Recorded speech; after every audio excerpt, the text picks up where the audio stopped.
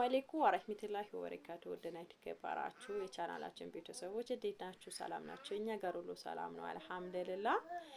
ቪዲዮን በላይክ ጀምሩት፣ በሼር አድርጉልኝ፣ አበረታቱኝ ነው ማለት እና ምን ልላችሁ ፈልጌ ነው፣ እስኪ ዩቲዩብ ገብታችሁ የኔ ቪዲዮ እስከ መጨረሻ አዳምጡት ማለት ነው።